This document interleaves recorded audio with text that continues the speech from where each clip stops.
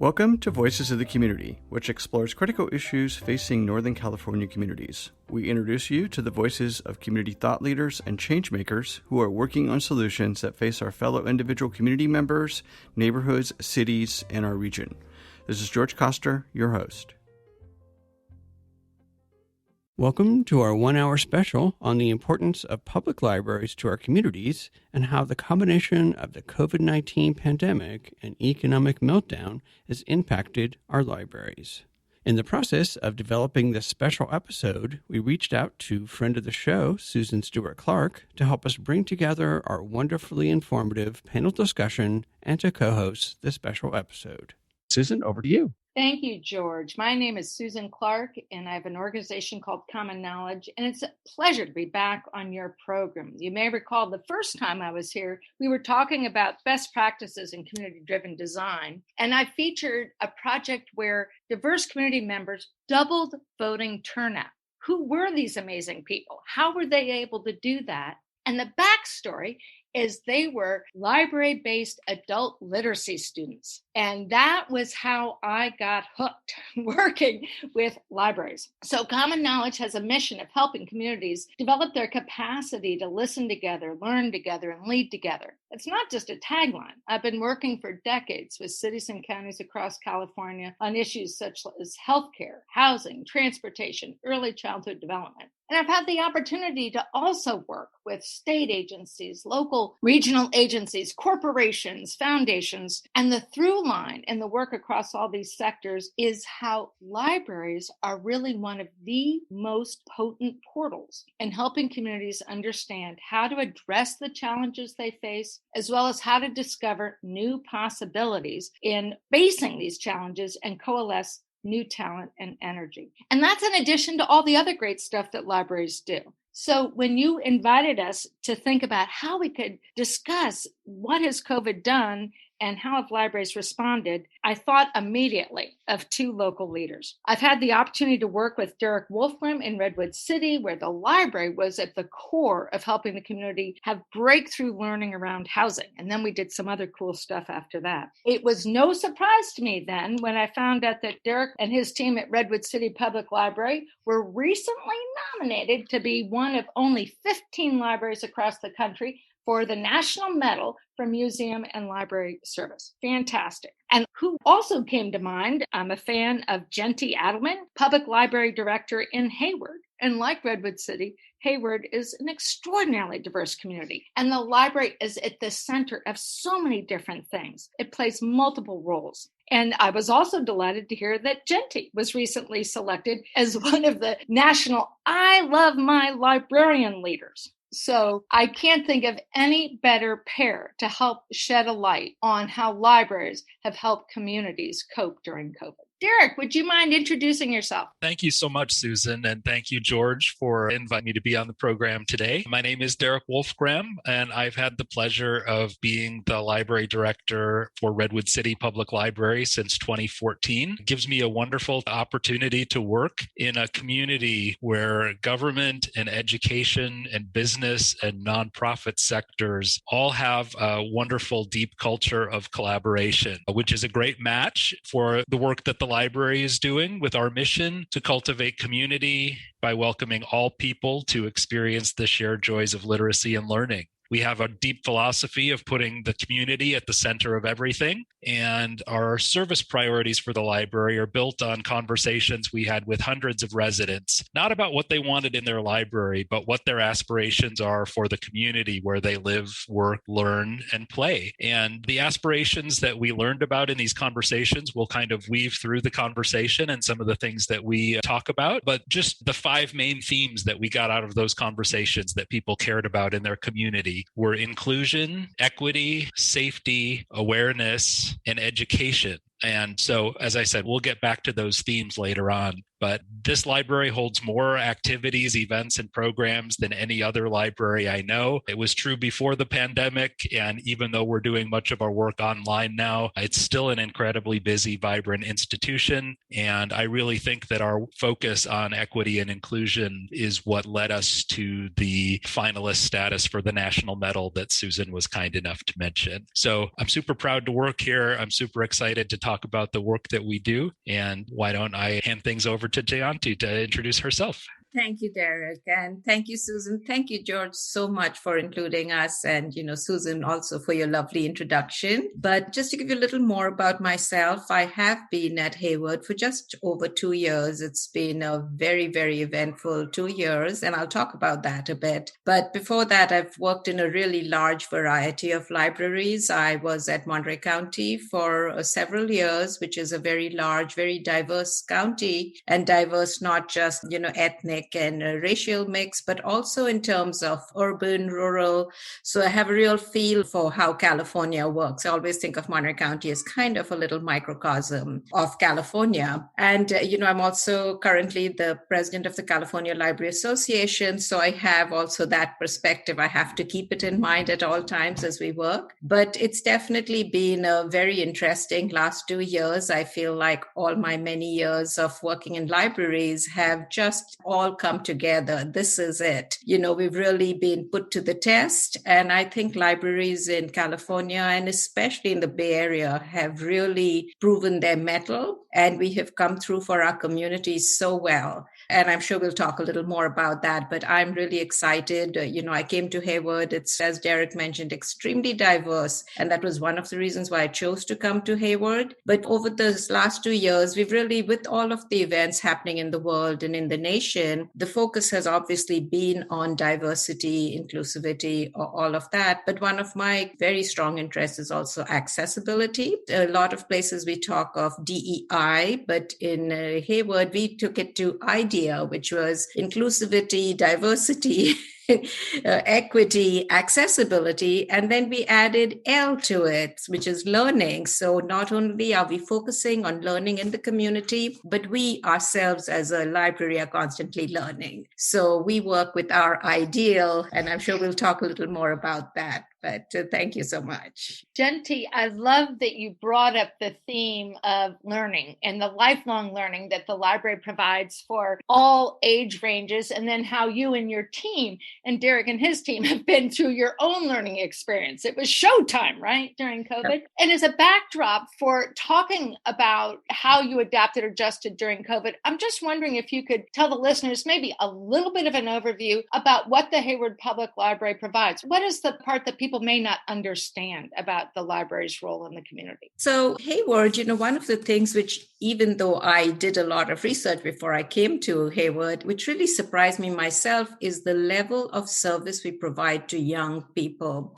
Hayward has a very young population. We're a very large immigrant population, new residents in the United States. And the children in school, many of them need a lot of help because either the parents are both working all day out of the house, the parents don't necessarily understand the system, or just, don't speak the language. There are many reasons. So at Hayward, we have this really strong program of being in school. So we have 10 homework centers, and we really sort of focus so strongly. I mean, children, it's a cliche, but children are our future, and we feel very strongly about that. And so we've been doing this. And of course, when suddenly all of the schools closed and all of our library branches closed, and we were like, how do we help the children? We need to continue to do this. And so pivot is the word of the day for us. We're constantly talking of how fast we pivoted, but literally the day we closed and we knew it was going to be a long closure for the pandemic is we started our e-cards. That was the first thing. Get the e-cards. People should be able to get their library cards without coming into the library. Immediately we started that. And then, we had all this funding set aside for the homework centers, and we also immediately changed over to using our technology library. So the hotspots, all of that, getting that in the hands of the students. And we really thought about this very carefully. And we said, children, you give them a Chromebook, something to take home. We should not take it back in 6 weeks from the child. They should have it. They should be able to be confident that they can continue to work with it. So we actually changed our loan periods to 1 year for all of our devices immediately.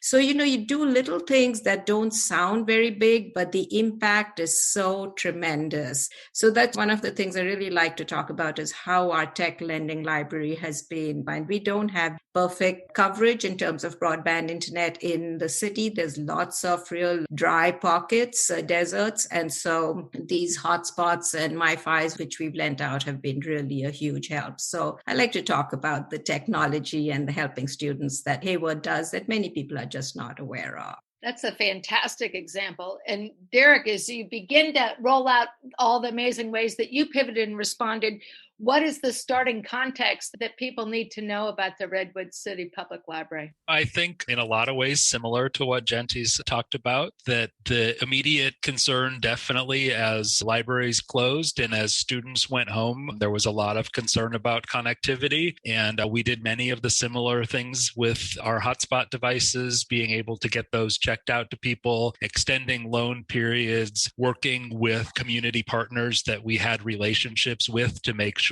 that the most needy folks in the community were the recipients of those devices, because the school districts actually did a great job in Redwood City of helping the students with connectivity. But there were a lot of folks that fell through the cracks for various reasons, whether there were language barriers to understanding what was going on. In some cases, it's multiple children in a household and there's only one device per household. And they actually, you've got multiple families sharing a dwelling and there's not enough bandwidth in a single hotspot to account for all of those needs at the same time. And so we filled in a lot of the gaps. In terms of other things that we changed or started doing right away, one of the things that we did was shifting a lot of those programs and events and activities that we talked about, that are such a critical part of Redwood City Public Library's identity, moving those online. We were always, for the very reasons of the digital divide, we were hesitant to want to do online programming because we were afraid that there would be segments of the community that would be left behind because of their connectivity. And what we've actually found out anecdotally since the pandemic started and we shifted our activities online is that we've actually made things a lot easier for engagement with the library for some different categories of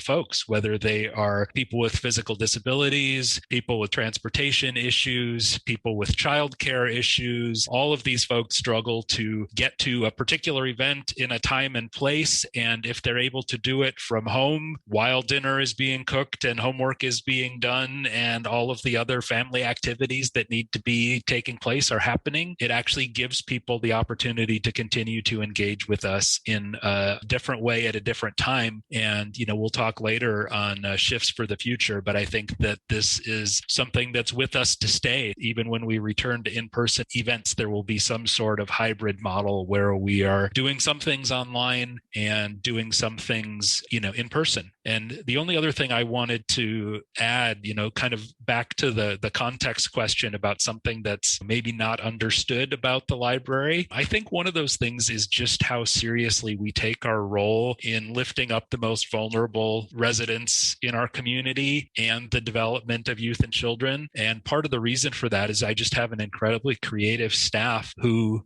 does really fun, engaging things. We have some activities that we do that range from our human library and library takeover programs. We have beehives on the roof of the library. During the pandemic, we've started an online story time series called Stories from Our Community that we've invited partners in to read stories. And those partners have ranged from firefighters to Caltrain engineers to circus performers to the Black Student Union at the local high school. So I think, we're always doing things that seems so fun and engaging that the stealth mission of the critical social support and lifelong learning almost gets buried because it just looks like we're just doing things that are fun. But all of these things have a critical role in lifting up our community. I just want to add something to what Derek said about, taking programming online and the issue of time and place of people not being able to necessarily attend, some of our most popular programs. And then you suddenly put it online and people like like, oh, I don't have to get dressed. I don't have to get my child into their stroller, just make it so much easier. But the other thing we noticed about online programs is, so for example, if you put something on Facebook, that whole time issue is suddenly moot because people are watching the same program over and over again. So, like we would do our Mandarin story times at the library and maybe 25 people will attend or 25 children with their parents. And now we're getting like literally 700, 800 hits on these stories. And so the difference is amazing how it's definitely this whole issue of going online has opened up a whole portal for us in a good way to reach our audiences. I think the only other piece I would add to that would just be, and this will be a question for each of you. I'm going to start with you, Derek, because you had mentioned it, and that would be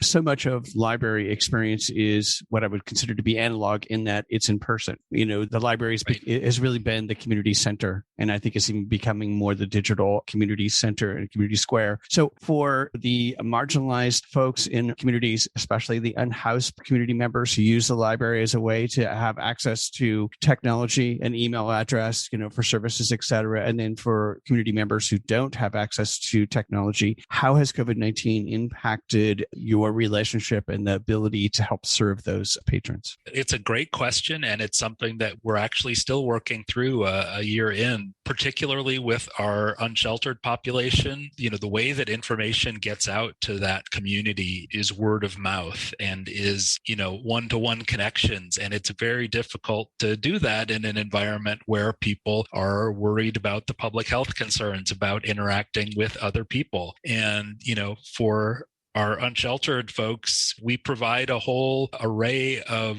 services. One of the most critical is actually our restrooms. And one of the things we had to do within a week of shutting down the library was we realized that we needed to get accessible portalets and hand washing stations in the parking lot of the library, because that's a role that we play. Is we're a public restroom in a very public, very welcoming space. And all of those public welcoming spaces went away and there wasn't any place for people to go. And so we had to shift kind of our Maslow's hierarchy of needs, how we were looking at things. And we've started doing a lot more that's around food and shelter, in addition to continuing to do some things that are about intellectual enlightenment and some of the, more profound impacts that we try to make on our residents. We had to take care of some of the basics for people as well. So I think that, again, community partnerships were really key for us, being able to work through local organizations that we have, like the Downtown Streets team, who are some folks who do street cleanup in the downtown area, and they're reimbursed with gift cards from local merchants for that work. And they actually have their base of operations is in a shed in the corner of the library parking lot. And so they're a great point of connection with the homeless community. There's also another organization in Redwood City called Street Life Ministries that does a lot of providing food and shelter and connections to resources. And so we worked through them to make sure that the word got out about, what was going on with our hotspots, because that's something that group needs from us. And hopefully, as we are starting to reopen, we'll figure out some ways that we can place some priority on making sure that these people have access to the things that they need once again. And Gentil, same question for you. Yeah, so, similar to what Derek said, is we are the de facto daytime shelter for our unhoused populations. They do come in. It's a warm place. It's a safe place. There's the restrooms, there's water, all of these things. And there's definitely just the ability to sit there and keep themselves occupied in a safe environment. But, we did exactly the same thing with the hand washing stations, the portable toilets in the front. And, for us in Haywood, there are many issues about security and concern, which, it's been hard balancing those. And I hate to say this, but one of the things we had to do around one of our branches is actually put up sort of a chicken wire fence, because it had become the camp, which had become a security issue for the neighbors. I mean, we had someone with their bow and arrow up on the wall there. And so it really does become a concern. And so, really trying to find that balance. And for the staff, it's very traumatic, because these are the people they work with daily. They're used to working with our unhoused populations. They've built relationships. And so, really trying to find that balance. But I think we've done a good job job to keep those relationships alive, and we do make the contact. We've got our curbside services going, and part of the curbside for us was the lunch, giving out the lunches to the students. And so families would come with their children and pick up lunches at the library. And Hayward was one of the first cities in the country to start free testing when COVID happened. And so the library was very involved in all of these. The library, we were part of the volunteering to give out the lunches. We were part of the testing. I myself was one of the first, probably non-medical, non-uniformed volunteer at our testing site. And so we've really tried to keep the relationships there and make sure we are still reaching our populations as best we can, helping get the word out about the services that are available. And, really also being a voice as the city talks and we make policies and we make decisions. The library is at the table and trying to speak for groups that we've served traditionally. I mean, the porta potties was a huge part of, making sure we have that bathroom right there for our regular users. You've already shared, both of you, Derek and Jenti, great examples across a range of older residents, younger residents, people with different living situations.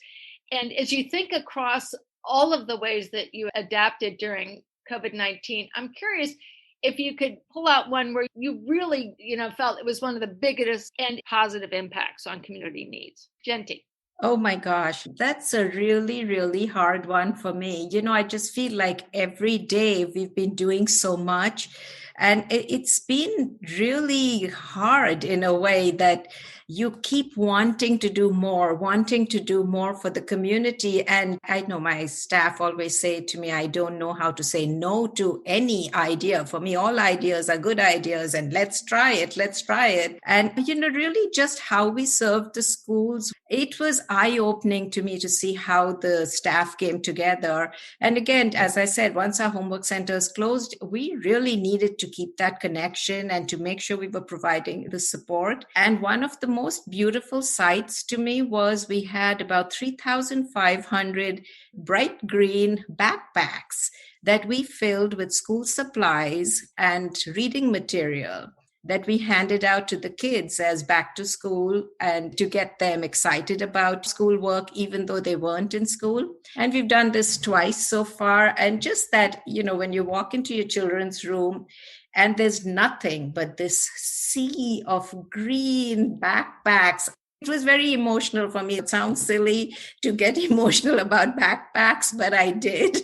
And, and staff put so much work. You can imagine filling a backpack with things like paper, pens, protractors, compasses, crayons, calculators, just little things. It was a lot of work. And, staff did it and it was just wonderful. And I'm sorry I wasn't there to actually watch the children open their bags. And then we delivered the bags to the schools and they were given to children to take home. So it was very emotional for me.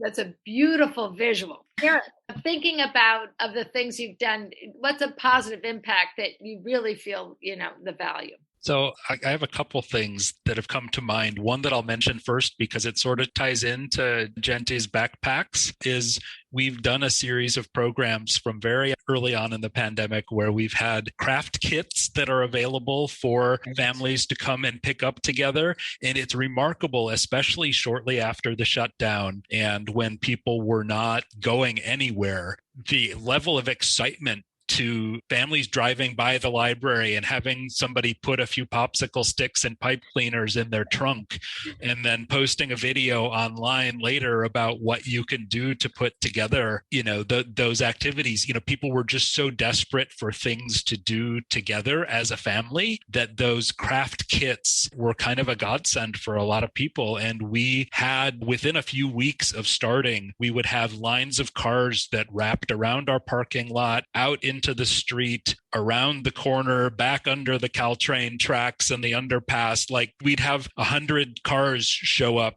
and go through in 45 minutes collecting their craft kits. And it was just really gratifying, a simple thing, but something that was so important to the families. Something else that we did that I thought was really special was in collaboration with our economic development department in the city. The city was trying to get information out to the 6,000 plus businesses that are registered in Redwood City. Library staff were at home without anything to do. And so we put that together, and our library staff personally called all 6,000 businesses in Redwood City to let them know about the Paycheck Protection Plan and the various federal, state, and local benefits that were available to support local businesses early on in the pandemic. And then we used the same model for some funding that was available for local childcare facilities that were closed and, struggling to figure out how they were going to reopen. So, and then the last thing I'll mention, when we started doing curbside services, I discovered the excitement in our community and the value and the importance of books. And that may sound like a funny thing to come from a librarian, that I would be taking that for granted. But so much of my time is spent on these community partnerships and these high-minded inclusion and equity initiatives. And my gosh, the hunger for books that arose in our community when there were a couple months where people couldn't get them, and the level of gratitude that people had for being able to do that was really impressive. And then one last tiny story I have to share. It was March 14th of this year. I got an email from a single woman who had moved to Redwood City on March 14th of 2020, right as everything shut down. And she has been living in her apartment, and she hasn't gotten the opportunity to go out anywhere or see any things or meet any people or make any connections, except that she requested an electronic library card that first weekend that she was in town. And she wrote to say, "I'm celebrating my 1-year anniversary of being part of this community with you, because you have been the point of connection for us for the past year. You have been my social life, the library." Great stories. So, Janti, you've been at the library for a long time. I think it would really be wonderful if you could share with the audience perhaps one of your favorite stories. Could be of a person or a nonprofit or community-based organization that you've worked with over the years. Well, I'd like to actually just tell one again about the COVID, recent thing. There's one of our library users. She contacted us about picking out books, and we were doing curbside. And she said, I can't really do curbside. I used to bring my grandkids into the library and they would pick books out. So I just need you to pick the books out for me. And so staff said, okay, we can do that. And she said, just start from A and go across. Pick out. You know how librarians are. The thought of just not putting some thought into selecting books was very difficult for them. So anyway, they had conversation with her, and they talked about, what the ages of her grandkids were. And so they began to put these book bundles for her, and she would come and pick them up. And then she called me back, and she was just so, she could almost tell she was almost crying about how happy she was, because her son, who was divorced, and he had moved with his kids, they just moved away. And so she had started reading the books to them every night before they went to sleep. And she said, and every night on my iPad, I read your books and I watch my grandkids fall asleep. And I also watch my son fall asleep at the same time. As I read. And so, she said, not that he's bored, but you can tell he's so tired as a single dad, and he's so grateful that his mother can do this from far. And she really kind of appreciated the way the librarians had done it. But I just loved that story. And I told her, you really need to take a video of this whole scene, and I want to put it on our social media, share it with the public.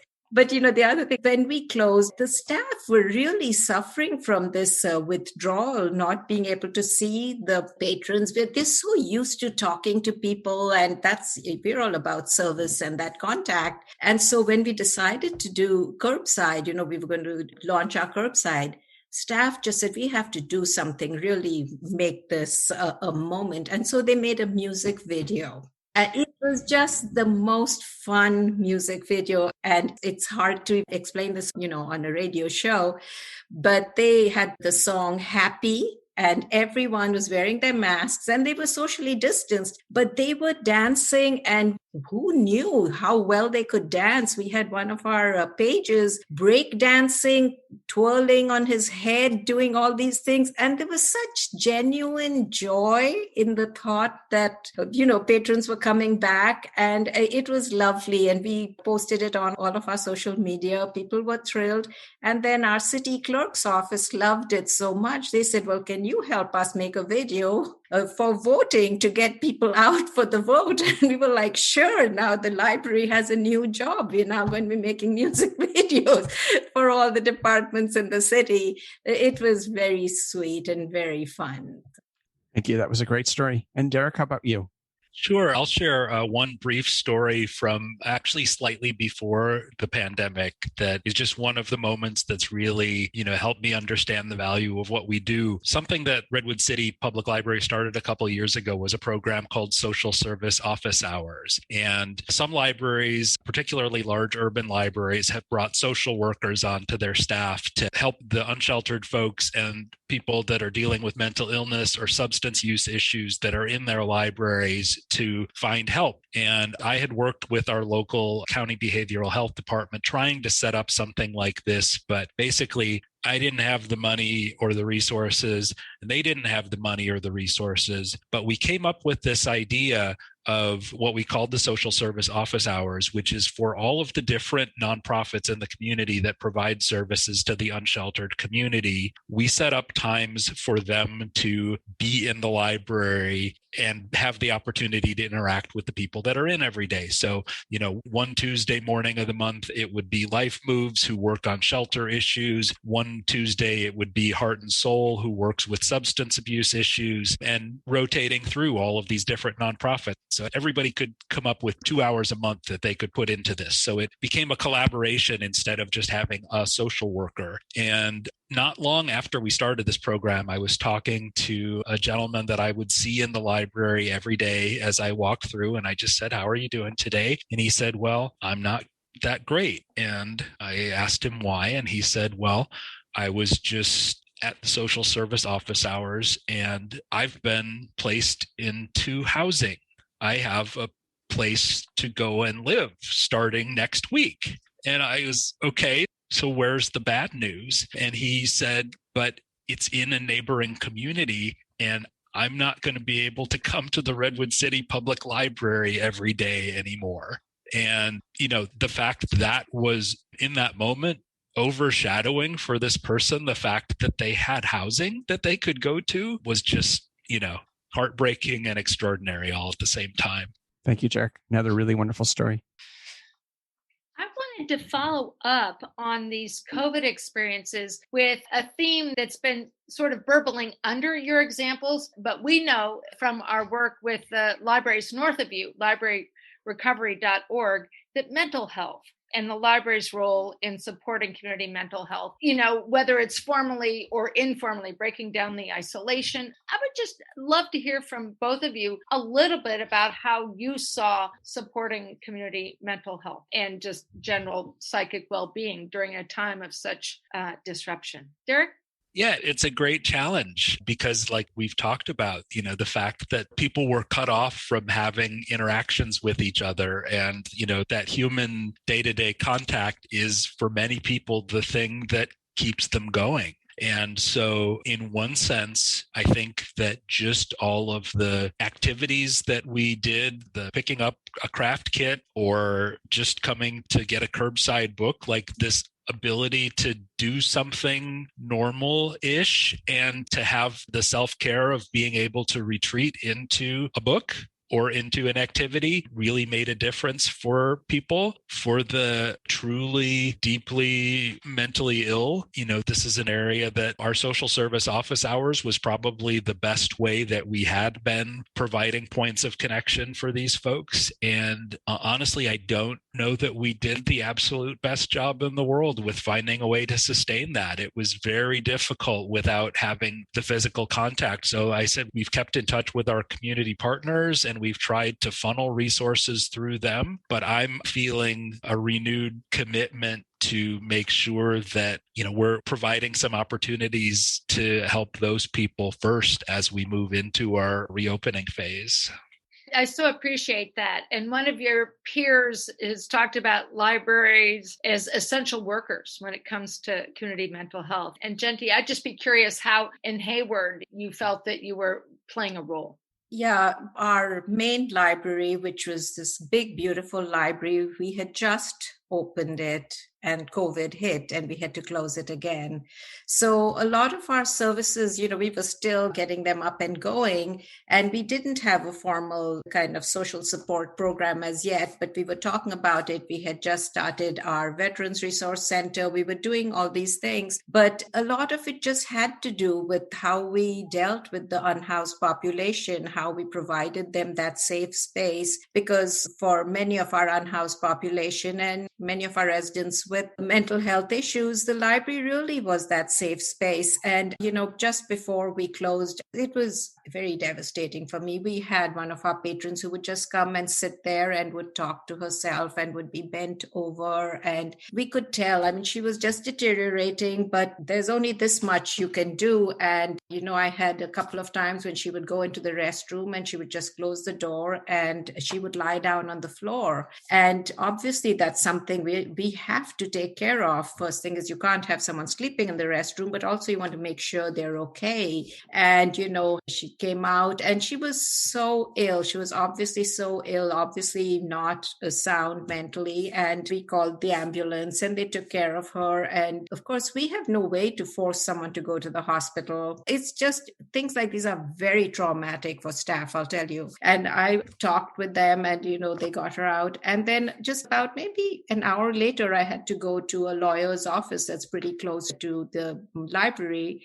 And I went there and there she was lying on the pavement outside the lawyer's office. So clearly, they had taken her out and then refused whatever services they had offered her. And you see that, and, the pressure it puts on you as a library staff member, trying to make those decisions of, do we call for a next level of help? And of course, now there's all these other issues also, with the police, that you're afraid to call the police, trying to find that balance. And what is going to happen to this person who I know and see all the time? And this patron, her name was Linda. And, a few days later, she did die, and right out very close to the library. And that's very devastating. You wish, that she had been inside and warm for those last 4 or 5 days of her life. And you always feel like, if I hadn't called, maybe she'd have come back for the next 3 and 4 days and stayed inside with us, instead of ending up just feeling like she couldn't come into the library. So, it's a very difficult situation, and all libraries, we're really trying to work through this and trying to find a common understanding, a shared way of serving our mentally health. We've done a lot, and whether it's like issue of giving Narcan, or there's all kinds of things we do as a group, but it's not uniform, and it's something it's very hard to police in the sense of make policy on. And I really appreciate your being candid about that. And this is why libraries have such a unique lens on the intersection of the social issues that a city or a community is grappling with. And then they all come kind of into a place at the library, and where the library is a caring place. And so you're part of government, but you're also the human side of government. I think, as we talked earlier about lifelong learning, what from this COVID experience have you learned, and what would you like to carry forward? Derek, you want to go? Sure. I'll take a stab at that. One of the things we learned, and Jenti hinted at this or talked about this earlier, that I'm just grateful for, and I knew, but it's helped reinforce for me, is the incredible passion of the library staff for service to the community at every phase of our reopening. When we started bringing people back into the buildings, when we started doing curbside services, when we expanded curbside services, when we announced our upcoming opening date that we'll be reopening to the public, every time I experienced expected there to be pushback or concern or safety worries from our staff. And every time they said, oh, thank goodness, we're going to be able to serve the community better once we go to this next phase. And that's just amazing that that's people's perception. There were discussions in December when case counts were so high and everything was shutting down, and there was the statewide shutdown order that, questions about whether we were going to shut down our curbside services. And I said no, because if our practices didn't feel like they were safe, we wouldn't have been doing this since June already. So we're not going to shut down. And everybody said, oh, thank goodness. We were afraid that you were going to say we needed to shut down, which is just not the picture that people have in their head of like the response that civil servants have to a situation. I think that was really profound. In terms of like practices and ways that we can be ready for the next disaster or the next pandemic or the next crisis that comes our way, I certainly don't think that this particular crisis is going to allow us to create a manual that we can just get out next time and say, oh, this is what we did with the COVID-19 scare. Let's do it again now, because there's never going to be anything exactly like this. But I think we have learned a ton about how we can effectively use technology for communication and interaction, not only with our employees, but with our community, in everything we do. The additional flexibility that we have now to conduct our business is great. I've talked about the resilience and the commitment of the staff. I think something that I've learned that I haven't fully processed yet is this idea of making fast changes, knowing that they may be long-term, has been a really interesting, government does not usually move at the speed that the shutdown in March happened. We went from deciding on Friday that we were going to be closing on the following Monday to actually multiple health orders coming out between Friday and Monday that said, okay, now you can only have 100 people in the building. Okay, now you can only have 50 people in the building. And so each day we were literally adjusting our services just to get to Monday so we could close. And so there's a balancing act there between how reactive you want to be to each individual change. And I think that we've just learned a lot about decision making in that stressful environment. Something Jenti alluded to with the video production is actually our staff. We have a bunch of video production experts now that we didn't have a year ago, because so much of the work that we've done has been through recorded video. That's actually going to be integrated into our service model going forward, that we have the ability to create content in that way. And then a lesson that I'm still hoping to learn that I haven't quite yet is the community engagement and conversations and feedback loop with the community during a time like this. Without the chemistry and the magic that happens with in-person gatherings, it's really difficult to continue to have the kind of meta conversation with the community about what the library is about and what the library needs to do next. We're blessed to be working in an environment where we have a number of really strong relationships with community partners. And so we can rely on them as key informants and experts and proxies for the residents of our community. But I'm really honestly just looking forward to the day where we can have a bunch of people in a room and have a conversation with them again about the library and what we're trying to accomplish, because I feel like that's something that we haven't figured out a good way to do in this environment. Jenti, what have you learned? Also, I will say the first thing was humility. If anything really brought me to my knees, it was the pandemic. I've been in libraries a long time. I've seen Loma Prieta. I saw what it can do to a building, what it can do to your shelves, how they can be just twisted. In Monterey County, I've seen floods. I have seen major fires where we've had to evacuate a whole building while there was ash, the size of $1 piece falling on our heads. You could see all of your faces are glowing orange and you're evacuating this library. And the one thing that was really standard in all of those disasters was the first response for us as libraries was, how do we get the books back into the patron's hand? When COVID started, when it broke out, the first thing we were told is no one can touch your books anymore. So we actually had to immediately say, no lending out books, keep what you have, please don't bring it back. I mean, we were in this whole panic mode of we are libraries and we have to tell people you cannot touch our books. And that was a shock for many of us. And then, of course, it took a little while, and then you realized, yes, you could, and you did the quarantine period and all of that, and we went through that. But, I really had thought I have seen it all. No one can surprise me anymore. I was so wrong. But we got through it. And it was really kind of, as again, Derek referred to, that we really kind of rose to the occasion and were able to make these decisions fast and really change, because information was changing so fast every day. But the one thing that really we were ready for was, as I mentioned, I came into Hayward and we had got this new library. I was hired, and one of the charges I was given was to get the new library open. It was highly delayed. The community was extremely unhappy.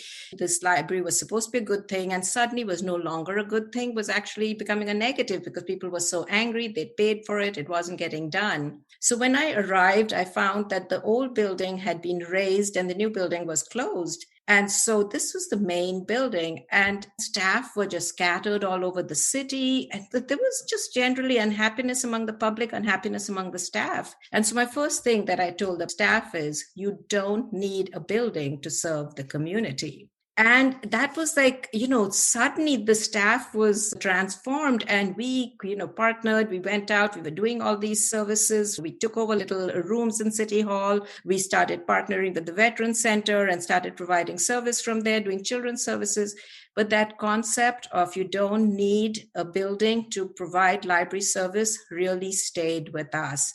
So in that sense, I think we were somewhat prepared and were much more comfortable with this idea of we didn't have to see our co-workers every day. We could still serve the community. So that was a really good thing, being able to do that. The other thing was really how key our role is in communicating with the public. The libraries in almost every community are the most positive aspect of a government service. We are without doubt the place where people communicate most, where they actually see their government workers. And it's true, like road workers are out in many areas, but they don't talk to the public the way we do. So we are really key in making those communications. And some of the things that happened during this period, one of which is the census, we were able to be this group, that helped get the word out. And in fact, Hayward was probably one of the first libraries that did this. We started calling our patrons, doing these wellness checks. How you doing? We don't see you, kind of thing. And at the same time, especially in the communities, in the undercounted communities, we would then say, have you filled out your census form? And then we had these scripts for all of the staff. And in fact, then the state library took our scripts and shared it with all of the libraries in the state. This is a really good use of library resources and library staff. And so that was kind of wonderful to do that. And so then, of course, during elections, the same thing, we were able to be these centers and help get the word out. And, this year, as you remember, this last year, the elections were very kind of stressful. People were worried, how's it going to go? And so again, libraries being this trusted institution, we were able to use that power to help get the word out and help get the vote in. And before I talked to you, I was talking to our California Redistricting Commission, and we are talking about doing exactly the same thing. I feel like I'm lucky to have my role at the California Library Association to be able to help get this word out. We want to support this, make people aware of how important it is to be part of this process. And, your library, your trusted friend is telling you to do this, is inviting you to participate. And so, really taking our role very seriously as this voice for so much that's so important, that civic voice in the community. And really keeping that, it's a big responsibility. It's a weight on our shoulders, but I think we stand proud and do it well. And really remembering that's a role we can always take on. And we are there for the community, and we are there to serve and serve well.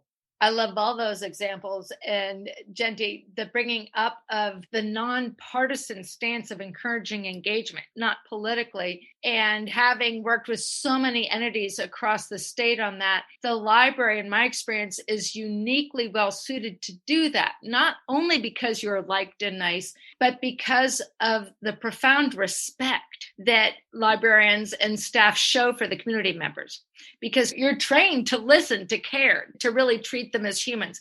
And that's different, I think, than other folks who are like getting out the vote, or, you're just a member in my campaign, versus the library really they're respecting their ability to exercise their voice. And it just makes a profound difference in how people engage and how they then can show up ready to learn. I think also the other thing about libraries is we really never ask for proof that you're a citizen or anything. You come in, and even if you don't have a library card, we will serve you. And that makes a big difference in communities like ours. What would you want to ask the listeners for how they could help you to continue doing the extraordinary work you do as you are in the midst of reopening to the public and continuing to support complicated, diverse communities in so many ways? What would you invite people to consider doing on behalf of your individual libraries and libraries across California? It's been a hard time for our Friends of the Library groups, and most libraries depend very strongly on their Friends of the Library for funding, for support in different ways. And with the pandemic, they haven't been able to do their book sales. They haven't been able to accept donations. It's been tough. So, it's going to reopen. It's going to start again. And so really supporting all of your friends, your library support groups. They are different groups. Like we have both the Friends of the Library, and we also have a Literacy Plus group. So, being aware that it's not just financial donations I'm talking about, but actually volunteering, stepping up and seeing what your library needs. Again, really ask your library, what do you need? As opposed to saying, I want to do this, put me to work. Really keeping that in mind. Make sure you're helping where the library needs, where the community needs. Do they need literacy volunteers? Do they need volunteers in their bookstore? What is it that the library needs? How can we help? But I will say, and again, this is putting on my California Library Association hat, is that advocacy is very, very important to us. This has been a very, very tough year, and we have had to do a lot of advocacy to make sure that we get some of the funding. For example, one of the things is Governor Newsom had been very supportive of our Lunch at the Library program, and he had put money into the budget, but the money was going to come in the 2022 budget, so it would arrive after June. So starting in July, but Lunch at the Library starts before that. And so we really wanted the money. We had asked for that accelerated approval, release of the money. And that took a lot of advocacy on our part. And so there's always things that are going on, this advocacy that we need. And that is huge. We really need our communities to be listening, to be calling, making those calls, writing those letters, helping, because libraries are not by and large well funded. And there was a time, a few years later, there was a lot of money in the budget every year, 86 million or so for libraries. And then we had 2 consecutive governors who sort of eroded that. And by the time Governor Jerry Brown came in, he took libraries out of the budget completely. And so we've been slowly getting back into it. And so we really do need that advocacy. We need the communities to talk, to their elected officials, to anyone who listen about how important it is to support libraries, because we do so much more than just lend books to people. It's hard to add much more to that. Jenti said it so eloquently, but I'll try anyway. I think that, with local officials, with state officials, with federal officials, advocating for continuing and increased library funding and recognition that libraries are part of the social safety net infrastructure that exists in our communities. You mentioned earlier, Susan, the colleague that talks about essential workers. I've also heard the phrase second responders thrown around in reference to libraries recently. And I just think that recognition, like so many times there's a crisis, and the point of the crisis, Jenti mentioned a lot of the natural disasters that have happened with earthquakes and fires and mudslides and all of the horrible natural disasters that happen. There's always a recognition in these crises that our public safety folks are so critical. The people that provide law enforcement and fire protection and all of these other services get their recognition recognition as being critical to our communities.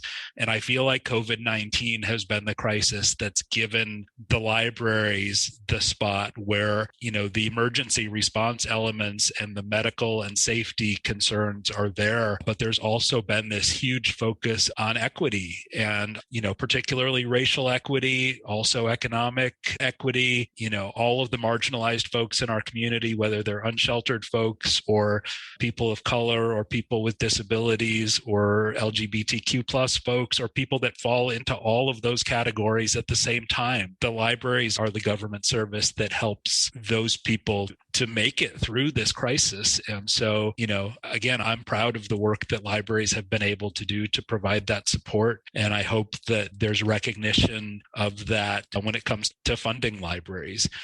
I think that we're fortunate here to have local elected officials in Redwood City that have been extremely supportive of the library and have taken good care of us and recognize that balancing act of all the critical services that local government does provide. But I know that's not the same in every community. And then I'll also just echo about Hayward and the Friends of the Library. Redwood City library support groups have also been challenged, not only by not being able to do fundraising activities like book sales, but for example, we've been raising funds to build a makerspace in the downtown library with 3D printers and laser cutters and sewing machines and providing all of these wonderful maker tools to people in our community that don't otherwise have access to them. And the fundraising hit a wall for quite a while because anybody who was giving money for anything was giving money for direct COVID-19 relief, which is as it should be. And there was a crisis that required that. But as we are starting to come out of it, it's important for people to remember those other things that they used to be interested in supporting with their philanthropy. And so I'm hoping that people will, visit their library's websites, find that donation link, and again, connect with volunteerism opportunities like Genti talked about. All right, final question for each of you. And I'm going to start with Genti in this one. So over this last 14 months of the pandemic, the economic meltdown and crisis, what are some of the positive things that you could see coming out of the pandemic and the economic meltdown for libraries services, and for your communities that you serve? I felt, there's a lot of positive has come out of this. We've certainly re-looked at the way we live, what we value the most in life. I think that's been huge, how we've started, as individuals and as organizations, how we serve the community. And just that whole idea that we can be broad-minded, we can be much more flexible in how we serve the public has been, to me, probably one of the biggest things that, we're going to go into this sort of a more hybrid mode of service. It's not going away. We really love what we've been able to do with the online programming, how we reach out to the public. Our literacy program's been thriving in a way that is really hard to believe. We've done so much of giving away the technology. So I'm sure we're going to continue to do a lot of this. And I'll just give the illiteracy as an example, because we started doing tutoring online and we realized that, a lot of our literacy learners need the technology. They definitely don't have it. And so we partnered with the community agency that refurbishes old computers, and we started giving that away. But we did it as a loan-to-own program. And so they start off as a loan, and we would set some goals for our literacy learners, and then the computer would become theirs. And these were not high bars, but it was still something that you had to participate. But just realizing, I think this was something we could have done even before the COVID crisis. We could have been getting computers to get into the hands of our learners, but it put us into a situation that we had to rethink how we provide service. And so just this whole rethinking, looking at things with new eyes, thinking of how can we do it differently, and are we really reaching people the best way we can? And I think that's going to be big. The other thing about COVID, again, and this is related not just to COVID, but to all of the things that happened in the last year in the country, is really being much more aware of our equity, diversity, inclusion, which, we took pride. I think libraries have always been proud in how we've served the community, but you suddenly realize maybe we aren't as good as we thought we were. and you begin to start looking at things and really reevaluating and laying a lot more sort of stress on these different aspects of service. We've been forced to look at everything again and really reevaluate how we're serving. And I will just want to give credit to what's happening in the COVID recovery, the money that's going to come through this ARPA, through the stimulus funds. I just want to mention that because that's unprecedented. The amount of money that's going to come in through this, American Rescue Plan Act, $1.9 trillion going into simply rebuilding our nation. And for the first time, probably ever, that money is coming directly to cities, that it's always otherwise come through counties or, so local government cities have never got money directly. And we can actually get this money, and it's coming with so few strings attached that it's genuinely focused on serving at the local level of, helping people recover at the local level. And I think that's been an amazing sort of moment for us in history, the way we're going to move forward. And I think we're all going to come out of it much stronger. And Derek, what are some of the good things that could come out of all this? I think, again, for a long time, I've been part of the Genti fan club because she articulates so much about the way that I feel about what libraries can do. So what I think has been transformative about this past year plus is that I think that libraries have recognized that we can make a difference in anything that's facing our community. There are very few agencies that are equipped to deal with the effects of a racial equity reckoning, a economic crisis, a public health crisis, all at the same time. But these are all problems that we have tools to help our communities work through. And these are all issues that, can be part of our purview. I think that libraries can easily kind of put ourselves into boxes, that there are specific things that we do. Obviously, literacy and child development and school readiness, these are things that are obvious nexuses with the library. And Susan mentioned some of the work that was done in Redwood City and other communities using the library as a central point for discussion of the housing crisis and how people can be brought together for solutions to address that issue that has plagued the Bay Area for quite some time. So, for me, while I'm exhausted in some ways, I also feel energized by the realization that, libraries don't have to just transform communities in kind of the narrow ways that we stereotypically think of, that libraries have the power to really contribute to whatever our communities are facing. And Susan, turning to you, you've worked not only with our two wonderful subject matter experts today, but libraries across the state. What are some of the good things that you could see coming out of what looks to be darkness into the light? Well, thank you. I had high expectations for this conversation, and I love that we've had a chance to hear how these leaders blend being an accountable public agency with nimble, caring people who are constantly monitoring the pulse of the community and what it needs. And for me, what I hope comes out of COVID is what Derek said, that we are not going to unsee the realities facing our communities. But I think libraries have a unique set of sight lines where these things come together, not to overwhelm, not to ask librarians to be superheroes that solve it all, but really to be those key collaborators that both Genti and Derek talked about. What are those collaborations? What is that web of understanding who needs what and the supports and the ecosystem in the community, including activating those community members who can be part of making things better and transform, so that people are not just a bucket of needs, they are part of the solution. So as the library helps people grow in their own individual potential, I get so excited about the collective potential. And I think, George, your series, The Voices of Community, let's do this pausing, what we just did today, to reflect. Been working with libraries up and down the state on libraryrecovery.org, preparing to respond and recover together. And we have some libraries and some public agencies that are so busy, it's like, oh, will this be over soon? And it is the organizations that pause and reflect and figure out just what we were doing today. How can we leverage it? How were these disruptions positive? That is where we can accelerate that growth and that transformation.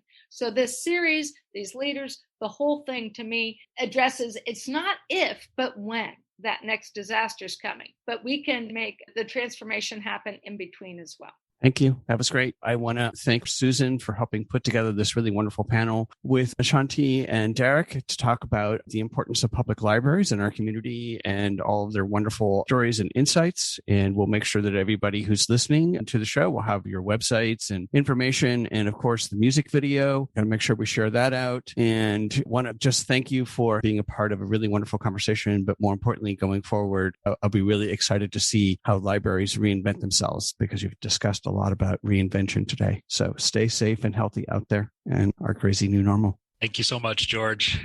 Thank you, George. Thank you so much. That's it for this 1 hour special episode on public libraries. You've been listening to the voices of Jen T. Alderman, the Director of Library Services at the Hayward Public Library, along with Derek Wolfgram, the Library Director of the Redwood City Library, and a special thanks to our co-host, Susan Stewart Clark, the founder and executive director of Common Knowledge. For more information about the programs and services of the City of Hayward Library, please visit their website, hayward-ca.gov/public-library. For more information about the programs and services of the Redwood City Library, please visit their website, redwoodcity.org/departments/library. For more information about Common Knowledge's services, please visit their website at ckgroup.org. And to get engaged in helping our libraries, please go to libraryrecovery.org. You can also listen to Susan Stewart Clark in our What's Civic Innovation episode in our archive section. Please listen to the companion episode of this public library special in episode 10 with Lucy Faulkner and Don Logston, the co-founders of Serendipity Films, about their documentary film, Free for All, Inside the Public Library. Go to serendipityfilms.org and sign up for their newsletter to find out when Free for All showings will be coming to your community. We hope that you enjoyed the insights, points of view, and personal stories from the voices of changemakers and their nonprofits and small businesses featured in this series. To find out more and get engaged with the nonprofits, small businesses, and staff members featured in the series, please go to my website, georgecoster.com, and click on Voices of the Community to find links to the extended versions of these interviews and to listen to the entire series. After listening to these stories, we hope that you will consider making a donation and volunteering to provide a hand up to your fellow community members. I want to thank my associate producer, Eric Estrada, and Casey Nance at Citron Studios, along with the wonderful crew at the San Francisco Public Press and KSFP. Voices of the Community is a member of Intersection for the Arts, which allows us to offer you a tax deduction for your contributions. Please go to georgecoster.com and click on the donate link to make a donation to help us provide future shows just like this one. While you're on our website, you can enjoy our archived past shows, which feature community voices working on solutions to critical issues facing Northern California communities. And you can sign up for our newsletter to find out more about future shows, as well as shows and events from the organizations that are included in our episodes.